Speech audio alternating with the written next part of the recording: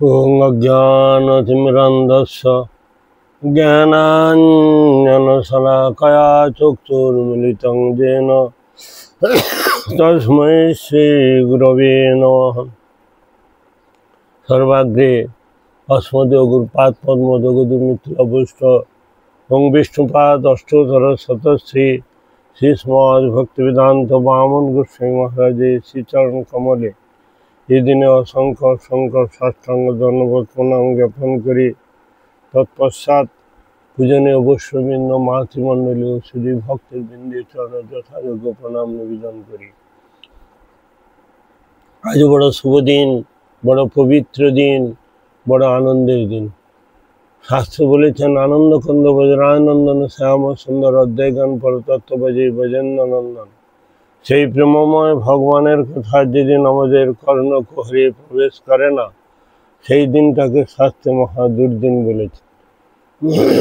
আজ সুদিন সেই আনন্দ কন্দ বজ্রানন্দন শ্যাম সুন্দর অদ্বৈগণ পতত্ত্ব বজে বজেন্দ্রনন্দন, সেই প্রেমময় ভগবান, সেই জগন্নাথ, সেই কৃষ্ণের কথা আমরা আজকে শ্রবণ কীর্তন করলে আমরা জীবন ধন্যাতি ধন্য হতে পারবো। আজ একটা বিশেষ দিন, সেই পতিত পাবন জগন্নাথের আজকে বিশেষ স্নানযাত্রা। স্নানযাত্রা কথার অর্থটা কি না? উৎসব। স্নানযাত্রা, রথযাত্রা, দোলযাত্রা। যাত্রা কথার অর্থ হচ্ছে উৎসব। তো আজকে পতিত পাবন জগন্নাথ জগৎবাসী কল্যাণের জন্য তিনি বৎসরেতে দুবার জগতে প্রকটিত, সবাইকে দর্শন দিয়ে কৃপা করে থাকেন।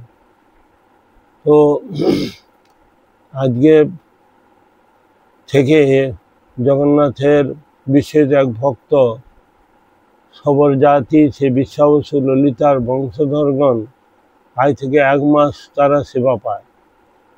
তারা অন্ন ভোগ দেয় না, তারা নিঃসকরি প্রসাদ, ফল, মিষ্টি, লাড্ডু, মালপোয়া, কণিকা ইত্যাদি ইত্যাদি আজকে ভোগ দিয়ে থাকে। তাদের 1 মাস সেবা। আজকের থেকে তারা এই সকাল থেকে তারা কি করে না, পহণ্ডি বিজয় করে। পহণ্ডি বিজয় মানে সেই যে জগন্নাথ বলরাম সুভদ্রাকে সেই রত্ন সিংহাসন থেকে তারা 22 পাউচ ছুরি বের করে সেই আনন্দবাজার, সেখানে 3টে বেদি রয়েছে জগন্নাথ বলরাম সুভদ্রা, সেই বেদিতে নিয়ে আসা হয় এবং প্রকাশ্যে সবাইকে কৃপা করে দর্শন দানে তিনি কৃপা করে থাকেন। তিনি দর্শন দিয়ে সবাইকে কৃপা করে থাকেন। জগন্নাথের 4টা দরজা আছে, ধর্ম অর্থ কাম মোক্ষ। তো ধর্ম হতে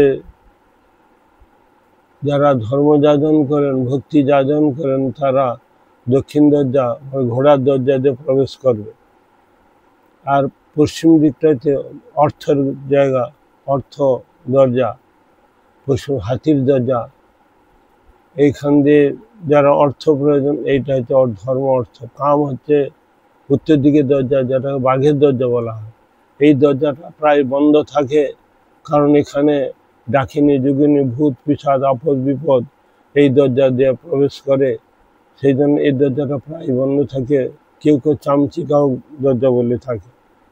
যাই হোক, এই দরজার ভিতরে প্রায় 100 হাত ভিতরে প্রবেশ করলে একটি শীতলা দেবীর মন্দির পাওয়া যায়। সেই শীতলা দেবীর মন্দিরের সামনে একটি কুয়া রয়েছে। সেই কুয়াটাকে বলা হয় স্বর্ণ কুয়া।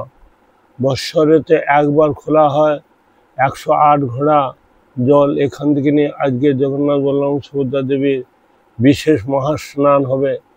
সেখানে বিভিন্ন তীর্থের জল, বিভিন্ন গোলাপ জল, ডাবের জল এবং সমস্ত অগুরু, কর্পূর, চন্দন প্রভৃতি দিয়ে মহাস্নান করা হয়। এই কুয়াটা বৎসরেতে একবার খোলা হয়, কিন্তু কোনো পোকা, কোনো দুর্গন্ধ, কোনো কিছু ময়লা থাকে না। পরিষ্কার স্বচ্ছ নির্মল জল। এখানে শীতলা দেবী পাহারা দেয়, যার জন্য এখানে কোনো কিছু সমস্যার সম্মুখীন হয় না। আর পূর্ব দরজাটা হচ্ছে সিংহ দরজা, মানে অর্থের দরজা, মোক্ষর দরজা, মুক্তি পাওয়ার দরজা। যারা মুক্তি পেতে যায় সংসার থেকে, সেই মুক্তি জন্য এই দরজাটা। মুক্তি দুই প্রকারের আছে, একটা আত্যন্তিক দুঃখ নিবৃত্তি মুক্তি, আর একটা বিষ্ণু পাদ শিবাঙ্গী মুক্তি, স্বরূপেণ ব্যবস্থিত মুক্তি।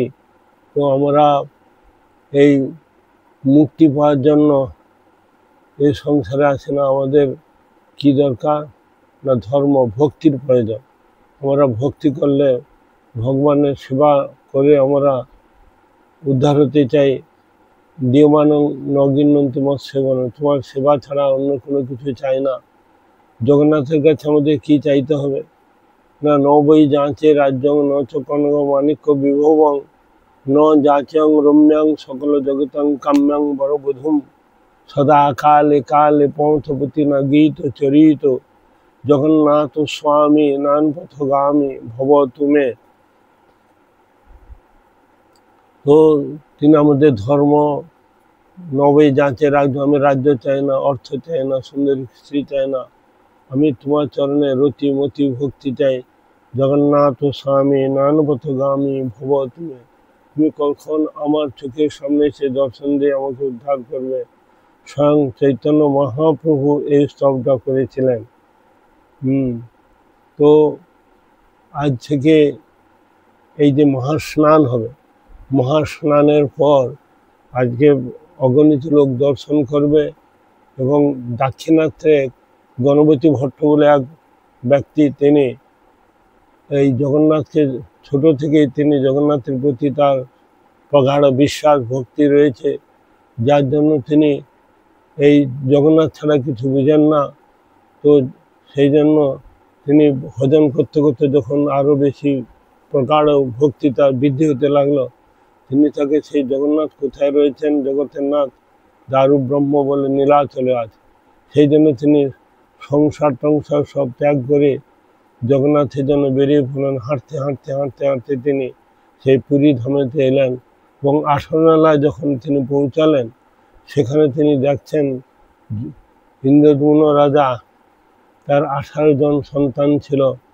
টেক কেয়ার ফর ফিউচার, ভবিষ্যতে তারা যদি এই সম্পত্তি নিয়ে তারা যদি সমস্যা বেঁধে যায়, এবং আমি সেই জন্য ইন্দ্রদ্যুম্ন রাজা জগন্নাথের কাছে প্রার্থনা করলেন, এই ছেলেগুলোকে আপনি তুলে নেন, আমি চাই না। সেই জন্য জগন্নাথ কী করলেন, সেই 18 ছেলেকে জীবিত অবস্থায় দাঁড় করে তারপর পোল করেছিলেন, পোল করে তারপরে ব্রিজ করেছিলেন, যে এরা কিসে উদ্ধার হবে না, গৌড়ের ভক্তগণ যখন এর উপর দিয়ে যাবে, তাদের পদধূলিতে এরা উদ্ধার হয়ে যাবে।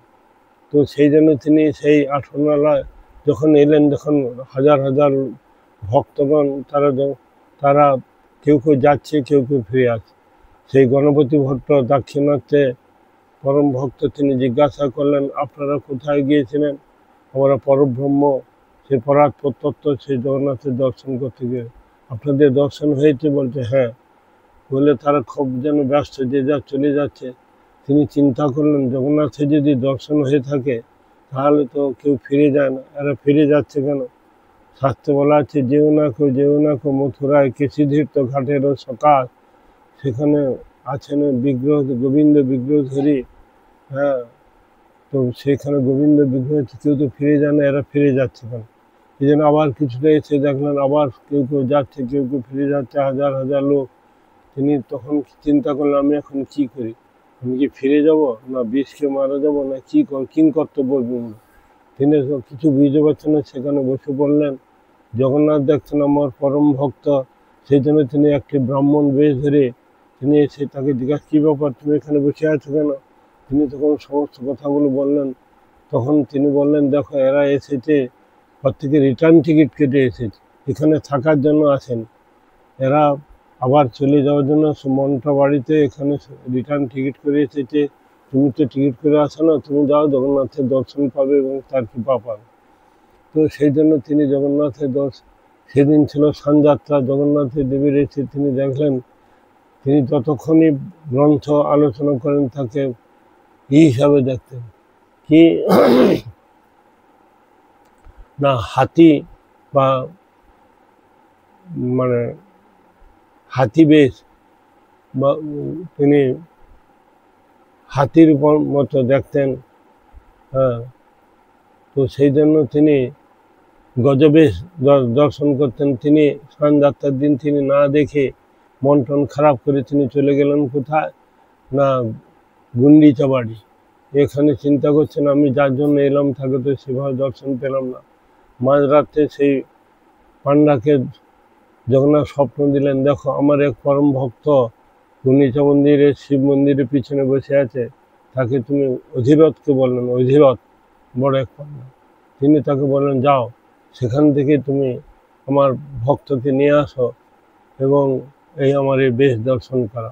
তিনি অধিরথ তিনি তাকে গেলেন কোথায় গো, সেই গণপতি ভট্ট তোমার লাগে জগন্নাথ, হ্যাঁ সেই যে গজপতি বেশ দর্শন দিবেন তুমি চলো। তিনি তাকে ডেকে নিয়েছে, তিনি সেই জগন্নাথ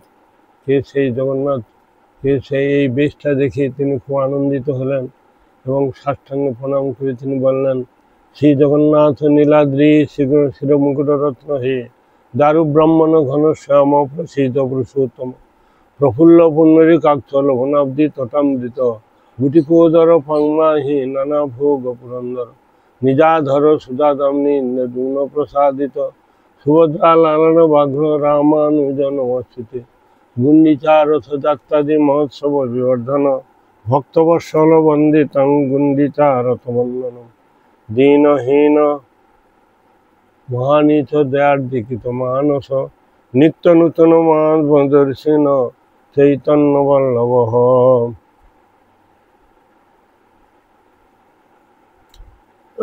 এইভাবে তিনি স্তব করে আর জগন্নাথ তাকে আত্মসাৎ করে নিলেন। সেখান থেকে তাকে নিয়ে তার বডিটা পড়ে থাকলে ভগবান তাকে আত্মসাৎ করে নিলেন, আর তাকে কোনোদিন বাড়ি যেতে হয় না।